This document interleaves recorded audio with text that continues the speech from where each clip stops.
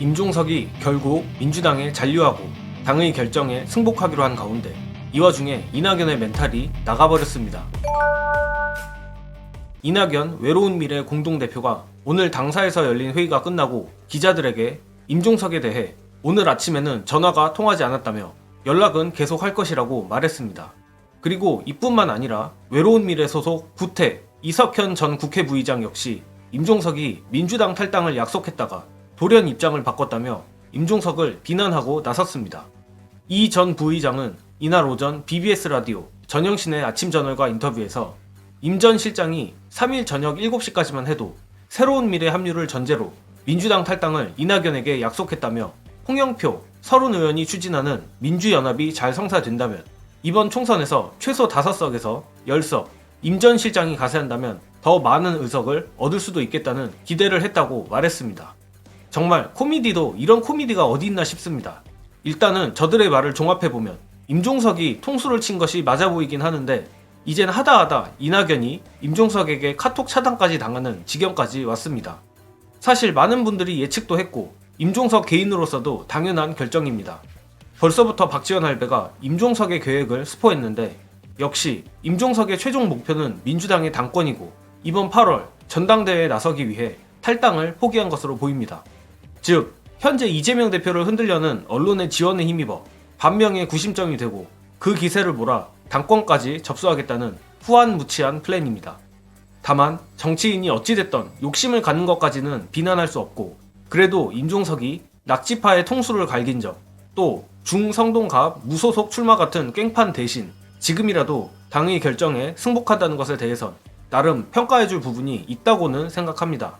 그러나 전 영상에서도 말씀드린 바와 같이 전현희 후보를 적극적으로 돕겠다는 말이 없는 게 아쉬운 대목인데 오히려 후보로 확정된 전현희 후보가 임종석에게 고개를 숙이고 있는 판이죠. 또한 이재명 대표가 나서서 지난 주말 악담이나 쏟아냈던 임종석에게 감사하다는 얘기까지 하는 지경입니다. 정말 이 부분에 대해선 한마디 안 할 수가 없습니다. 예컨대 찐명 중에서도 영혼의 찐명 김지호 실장의 경우 낙천이 됐음에도 불구하고 본인이 민주당을 위해 솔선수범하며 본 후보들을 돕고 다니는데도 언론이 기사 한 줄 안 써줍니다. 그런데 임종석이 도대체 뭐라고 전현희 후보도 그렇고 이재명 대표까지 이렇게 대접을 해줘야 합니까?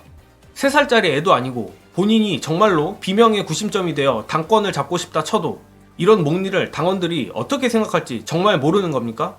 이건 계파 문제도 아니고 단순하게 인성의 문제라는 생각이 드는 지경인데 아무튼 임종석이 욕이라도 덜 먹으려면 지금이라도 전현희 후보를 적극적으로 돕길 바랍니다. 그리고 한뚜껑이가 이 와중에 또 깐족거림을 못 참고 한마디 했습니다. 임종석의 당 결정 수용에 대해 계산이 많다며 비아냥거렸는데 거기에 덧붙여 이재명 대표가 어떻든 간에 여러 가지 이유로 대표직이 유지되기 어려우니까 그때를 노리겠다는 생각인가라는 소리까지 했습니다. 이것도 한마디 해야겠습니다.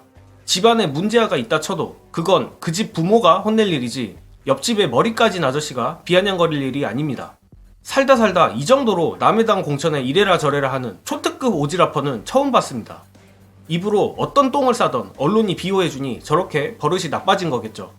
관련해서 언론의 낯뜨거운 국민의힘 공천 찬양 보시고 이어가겠습니다. YS 때 좌우파 모은 것처럼 국민의힘의 이념 스펙트럼이 넓어졌다. 네, 여기서 YS 공천 이렇게 얘기하는 게 네. 보수 정당에서 공천 얘기하면은 네. 모범 사례로 꼽는 게 저 하나예요. 사실 저 얘기를 항상 합니다. 공천 시즌 때마다. 네. 근데 저 제목을 저렇게 달아갖고 썼는데 근데 그때랑 지금 공천이랑 비교했을 때 사실 지금 이렇게 얘기하는 거 말이 안 됩니다. 그 당시에 김문수 이재호는 지금 여기서 얘기하는 무슨 뭐 김경률 비대위원 뭐 한문경 씨 이런 사람들 지금 정도의 무게감이 아니에요. 그때는 바로 90년대 초반만 해도 당시에 민중당의 핵심들이라고 했던 그 정도의 무게감이 있던 사람들을 그렇게 영입을 했기 때문에 이게 엄청난 파격이다라고 얘기했던 거지. 저거 가지고 제목을 저렇게 다른 건 창피한 일인데 근데 자기들도 기사 쓰면서 좀 창피했는지. 그러나 당시 인재 영입과 비교해보면 이번 국민의힘 영입은 임팩트가 과거 같지 않다는 비판도 나오고 있다. 그럼 제목을 왜 그렇게 달았어요? 그러면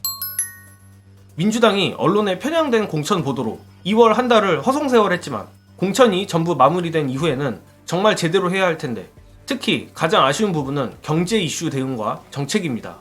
아무리 민주당이 공천 정국이라 하더라도 너무 과할 정도로 정책 발표가 없습니다. 이 부분은 민주당이 입이 10개라도 할 말이 없는 부분입니다. 한뚜껑이가 가장 취약한 부분이 경제와 정책인 것은 우리 집 강아지도 알고 옆집에 머리 까지고 까치발 드는 아저씨도 압니다.